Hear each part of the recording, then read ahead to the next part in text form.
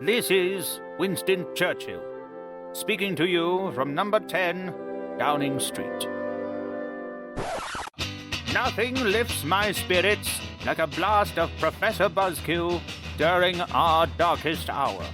He busts myths and takes names like a squadron of Spitfires strafing enemy positions.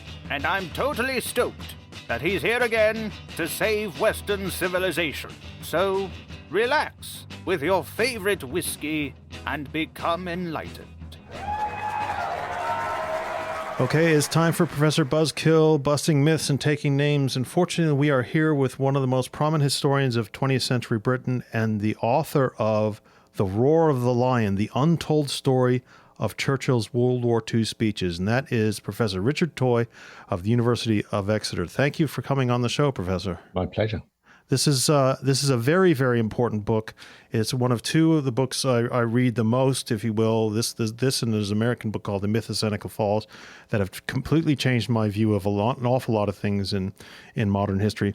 I'm gripped, and I think that the Buzzkills will be gripped by the idea that there was an untold story of Churchill's World War II speeches. What did you mean by that? Indeed, this was sort of a surprise to me when I came to write the book, I have to say, because, there are different parts of the untold story, but as I originally conceived the book, this was going to be very much a story about what Churchill said, its diplomatic significance, the tracing of the drafting of the speeches. And so there's very much an untold story of that, because people tend to, understandably enough, simply go for the published speeches and quote them, whereas in the Churchill archives, there's reams and reams of quite unexploited material, or unexploited at the time I wrote the book, where you've got multiple drafts of the same speech, and you've maybe got some handwritten annotations, and you've got some notes in the file. And these things between them allow you to put together the story of how the speeches were constructed, the things which people were telling Churchill which he really ought to say or which he really ought not to say.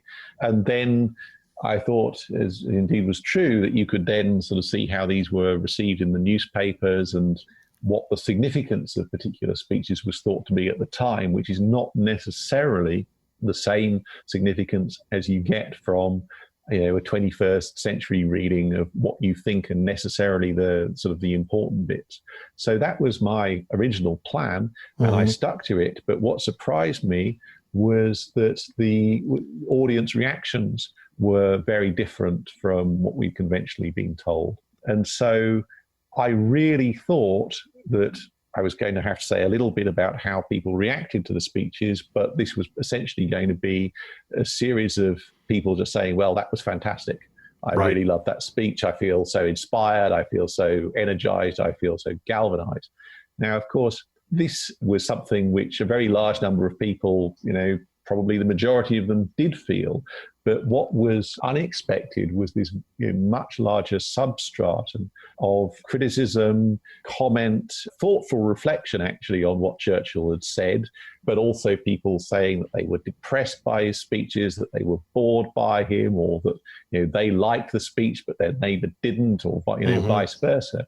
And so it was very rich seam of material which I found.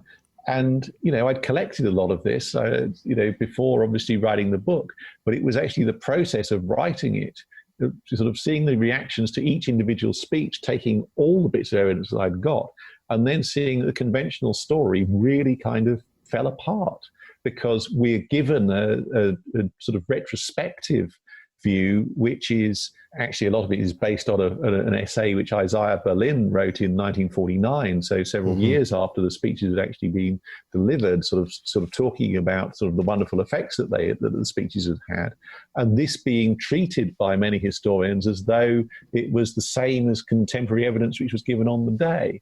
And yet clearly many people's reactions were very different, and that they themselves often sometimes thought Churchill was wonderful, but 2 months later would be saying that he was a terrible waste of space. So it was simply this huge amount of evidence which was going quite contrary to essentially what was a very sustained and indeed continuing, even in spite of the book, I have to say, a myth to this day. Yes, it is. It's myth and is very strong. And I like to go back from it, and because one of the things I think that's the strongest, certainly in my perception and in the way I see it, especially in the modern day media, is the idea that Churchill was the sole constructor of these speeches, that they were almost spontaneous, that he did literary genius and cranked them out.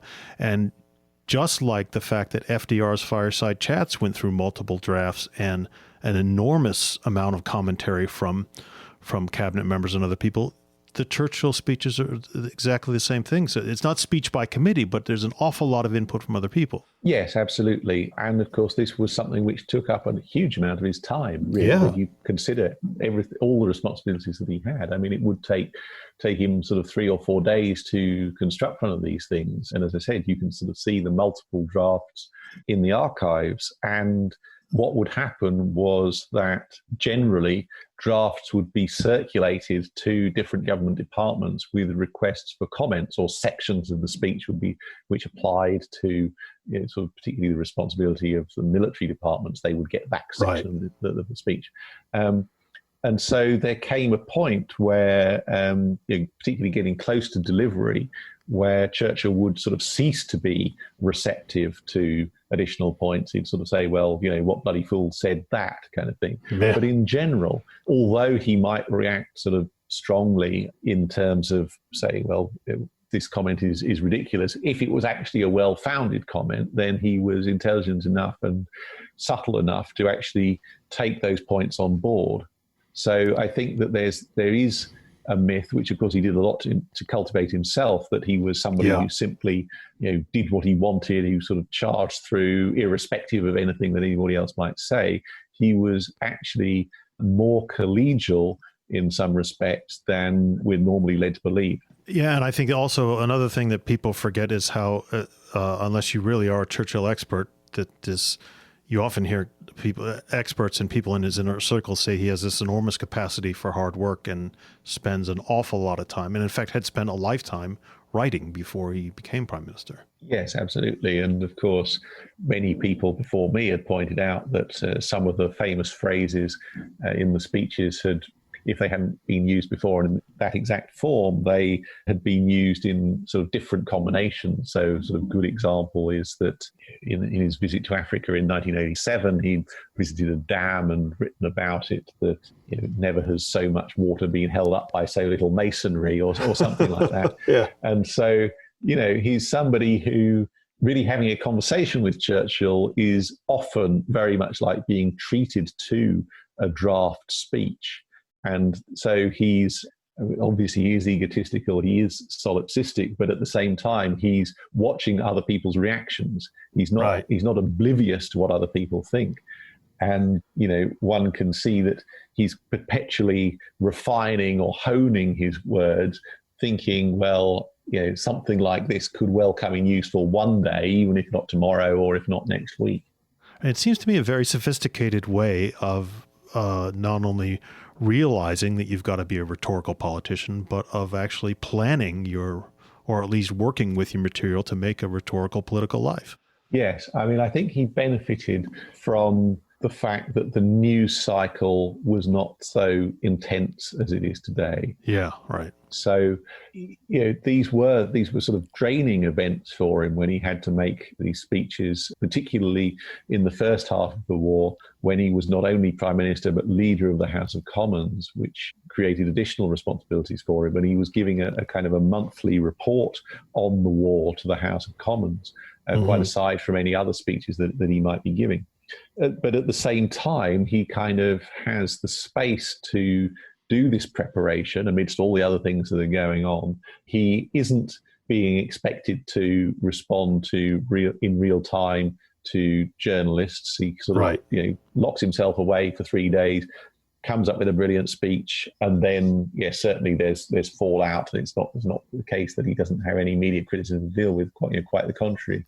But he's not being forced to respond, to sort of every criticism that's leveled at him through a 24-hour news cycle. Right. Well, that's very interesting because another thing I think that certainly most people don't know, and even a lot of interested history people don't know, that is that public opinion was measured in a way in the 1940s and even slightly earlier through things like mass observation and other polling devices. Can you tell Buzzkillers a little bit about that and how? And can we start a conversation about how Churchill's speeches are seen through those various devices? Yeah, so Mass Observation was a fascinating organization which was founded in 1937. And it was a sociological research organization which wanted to investigate what it called the science of ourselves. So it was looking very much at ordinary people and conceiving of public opinion as, if you like, the collectivity of the private opinions of millions of individuals, which isn't, for example, the way in which public opinion would have been viewed in the sort of pre-1914 period. Right. And so mass observation have got a variety of techniques. They're asking people to ordinary people to write diaries and send them in. They are also giving what are called directives. So they say, they say to their network of sort of volunteers, could you tell us what you think about the coronation, for example, or another event like that. And then their volunteers are also sort of out in streets or sitting on buses or in pubs, observing, listening to what other people have said and writing it all down. And they do wonderful, crazy stuff like now we're going to count the numbers of people at football matches who are wearing hats. So that there are these photographs in the Mass Observation Archive of these football matches, so that people count their hats. So you've got this very, very rich source of information at the same time as you've got organisations like the Gallup organisation who are doing what we would now think of as conventional opinion polls. And during the war itself, from 1940 through the end of 1944, you have the Ministry of Information and its Home Intelligence Division who are producing what are called Home Intelligence reports. So daily from May 1940 through to the autumn of 1940, they are monitoring opinion. And then it's weekly after that when they're a bit less concerned about morale. And they're very, very keen to know what the reactions of ordinary people are to ministers' speeches, and of course, in particular, to Churchill's speeches. And when you can add in sort of other people's diaries from non-mass observation sources as well. So you have this very rich body of material. It has people, of course, criticizing the book would say, in effect, this material is all sort of worthless. It's not really scientific. Or, of course, a legitimate point, but I did acknowledge this in the book, is that mass observation volunteers tended to be middle class people of progressive views. Right. Now, that's true. I mean, I pointed out in the book, but also there were clearly many of the mass observers who weren't of those views. And equally, people report not only their own views, but they report the views of those around them, even when those views are contrary to their own views. So they may say, well, I was surprised that other people didn't like Mr. Churchill's speech because I thought it was marvelous, right. Or vice versa. So clearly one needs to read this material cautiously, but equally, I think that when you consider the Ministry of Information material as well, and the other diaries that we have, these things map onto each other. So it may be that mass observation in its own reports, it doesn't just collect material, it sort of writes up what it has found into reports. It may be that it sort of sometimes over-eggs the omelette in terms of the amount of criticism there is, because this is sees itself as a sort of progressive organization. Right. But at the same time, in the Ministry of Information reports, you can also see that they're playing down certain kinds of criticism because this is stuff which is going to go to ministers. So, plenty of diarists on a couple of occasions, shouldn't exaggerate how often it is, but on a couple of occasions will say Churchill was drunk when he delivered this speech over the radio. In the Ministry of Information reports, this becomes there were criticisms of Mr. Churchill's delivery. Right. Okay. Yeah, it's very different. It's much softer.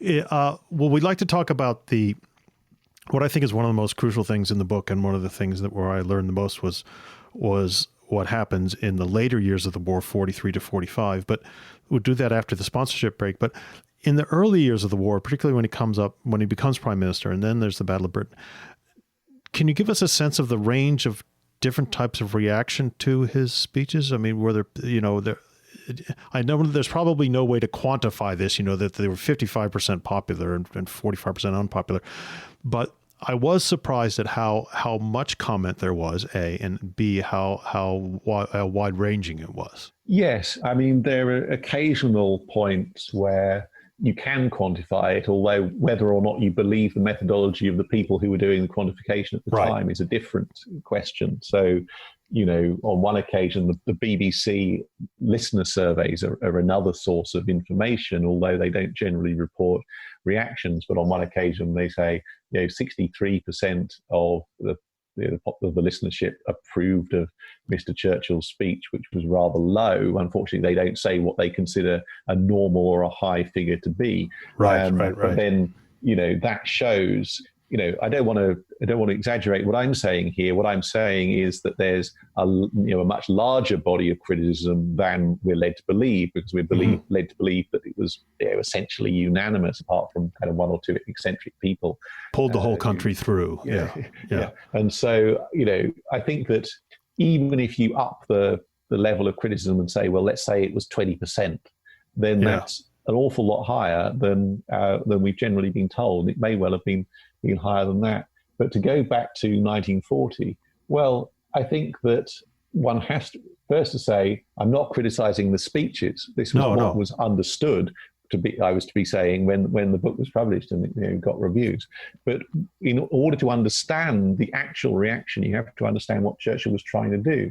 And what he was trying to do very often was to bring people bad news in a way in which they were going to be able to cope with it, and it wasn't going to destroy their morale. But in the context of bringing them that bad news, often, very naturally, people became depressed. And so, or at the very, sometimes, as I've said, they've been invigorated, but other people would say, well, we sort of received this with sort of solemnity, if you like. So that may be a kind of a positive reaction. It may have been the sort of the reaction which Churchill was looking for, but it's not the reaction that we're always told occurred.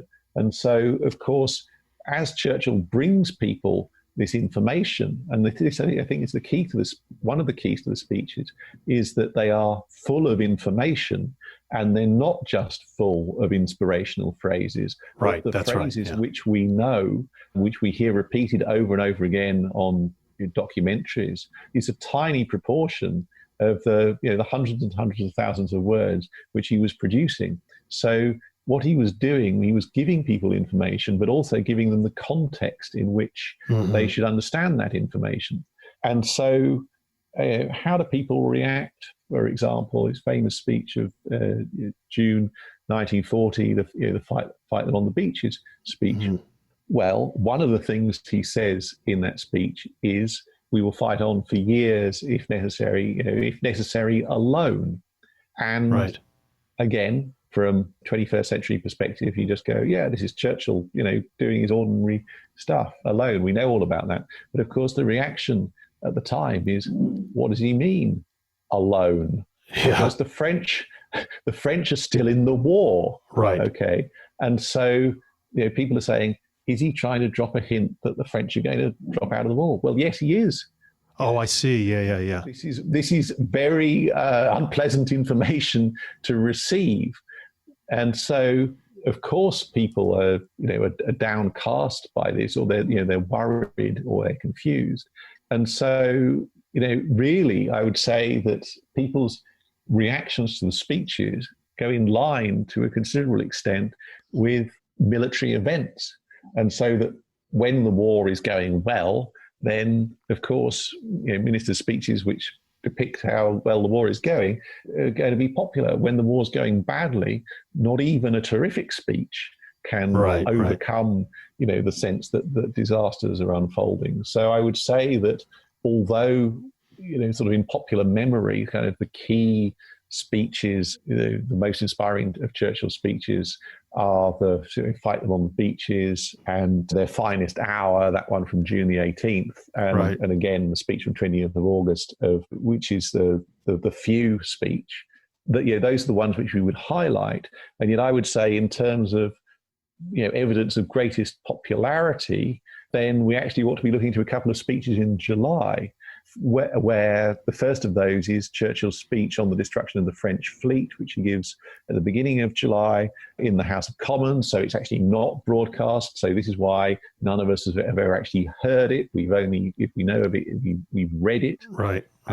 It doesn't contain any famous phrases. It's a very careful, detailed outlining of the course of action which has led the British to attack the people who were their allies, just a couple of weeks before. Yeah. And it then becomes difficult to separate the reaction to the speech from the reaction to the event. So people are, of course, actually greatly cheered by this because finally it appears that the British have done something. Right. And they're okay, it's against the French rather than the Germans, but what the hell? And so they're greatly cheered by that. And then in mid-July, there's a speech which again nobody remembers, called the speech of the sort of the War of the Unknown Warriors, where Churchill conjures up the idea that this is a people's war. And again, you can never, there's rarely, if ever, an occasion where there's no criticism, but the volume of criticism at that point really does seem to be very tiny. And so when you take, for example, the sort of the blood and toil, tears and sweat speech, which he makes in the Commons of 13th of May, 1940, obviously it's a wonderful speech. But in terms of the popular reaction, or indeed anybody's reaction, including diarists, they don't make a big fuss about it. The MP diarists who were there in the chamber at the time. Mm-hmm. And so it's just you'd sort of think everybody would recognize this was wonderful, but it's just as kind of a resounding silence, except for one comment in the Ministry of Information report that says, well, obviously we don't need much more of this. Right, because it's too dark. Negative, yeah. Well, this is a good time for us to take a little break, because after the sponsored break, I'd like to hear about, and I think our listeners would love to hear about how the reaction to his rhetoric and his war leadership changes in the later years of the war. So we'll be back in just a couple of minutes. Okay, Buzzkillers, we're back with Professor Richard Toye from the University of Exeter talking about his wonderful book, Roar of the Lion, The Untold Story of Churchill's World War II Speeches. Professor, when we left you before the break, you were talking about the Churchill speeches and not only how they were constructed and how complicated that is and how interesting and sophisticated the work on it was, but how the range of opinion of about his early speeches was so broad in 1940-41. Do things change after the war's been going on for a while? I mean, obviously, Buzzkillers will know that Churchill loses the election of 1945, but one of the things that impressed me in the book is I learned for the first time how early on, relatively, you start to hear grumblings, even in the military. Yes, and I suspect that a sort of a great untapped, sort of well of discontent, if you like. Mm-hmm. We have some soldiers, of course, kept diaries, but in terms of the mass observation and the home intelligence reports that I've been talking about, they weren't, on the whole, capturing the views of service people. Right. And so I think that there was probably an anti-authority feeling. If you're in the military, the people who are in charge probably strike you as idiots. There's an awful lot of sitting around, and then you're told to do something, and then you're told to undo it again, and it's all very, very frustrating. And so I think that Churchill was, it wouldn't have mattered who was prime minister, that Churchill was probably, to a certain extent, the victim of that he's just the guy in charge. Yeah. Picking up on this is a little bit difficult, because although it will be fascinating to know when soldiers' letters were censored and so on, right. What information was coming out from there, we've got very little of that evidence seems to have survived, except for on one occasion in late 1944 when there was controversy over British actions in Greece. And the censorship reports which officers were writing were actually pretty pro-Churchill over that. episode. And so Churchill is kind of keen to have this circulated to, written up as a report and circulated to the cabinet. So I think there remains an area where we might have suspicions about whether or not the range of opinion fell in one way or the other, but that's a kind of an area which still remains rather opaque. In terms of the sort of the public, ordinary sort of citizens' views as the war goes on, well, of course, it becomes there's a very dark situation early in 1942, which persists through really most of the first half of 42. So you've got the fall of Singapore in February, you've got the fall of Tobruk in the summer, and then you've got of course, got the turn of the tide with the Battle of El Alamein in the autumn of 1942. Throughout all this, even then, when it becomes clear that Britain is clearly going to win, Britain and its allies are clearly going to win, then there's still actually considerable criticism of Churchill. I think the conventional story is that everybody recognised his great martial qualities, but at the same time didn't think that he was the person to lead Britain into the peace, and therefore this sort of bifurcation, if you like, allows us to explain why he was supposedly so very, very popular during the war and yet lost the general election in 1945. Actually, there's considerable criticism on the military front and the foreign policy front particularly as well. So his liking or alleged liking for kings is something which is which crops up again and again, that sort of as an aristocratic figure who is beholden to royalty and therefore favors sort of non-democratic solutions to post-war Europe is something which crops up. And he is also perceived as being, I think unfairly, actually, I have to say, as dictatorial, that this comes up through some of his interventions in domestic politics during by-elections, for example, or when he objects to the fact that the House of Commons, he does get defeated in the House of Commons over the question of equal pay for women teachers, and he kind of sort of stamps his foot and insists that the vote is reversed. Then he is sort of picked up in various sources as being a dictator. And so there's actually more to the criticism than just that we don't think that he's got a vision for the post-war domestic world. Oh, that's fascinating, because I think that's what the general perception is, that right until after VE Day, everyone is pro-Churchill, and then they realize that they want a Labour government afterwards. But that's more complicated than that. People had long memories, Yeah. And they, however much they were prepared for the meantime to put some of their differences with him aside, they did remember his support for the white forces during the Russian Civil War. They remembered his actions during the general strike. It's also interesting what is perhaps less controversial, things which he'd be criticised for today, which he was less criticised for. For example, his opposition to greater self-government for India. There were a few diarists who say, oh, well, this is sort of typical Churchill imperialist and so on. Right. But that's not actually a major line of criticism, when perhaps maybe it should have been. Well, Buzzkillers, we want you to go to the Buzzkill bookshelf and get this book, because, as I've said several times, it's really something that opened up my eyes about all sorts of things Churchill, and all sorts of things about how things were gauged and measured, and how opinion worked, opinion was conveyed in the 30s and 40s. And it just remains for me to say thank you very much, Professor, for coming on the show. Thank you. It's been a pleasure. And I hope we can talk to you again about future Churchill books. And so we'll say to the Buzzkillers that we will talk to you next week.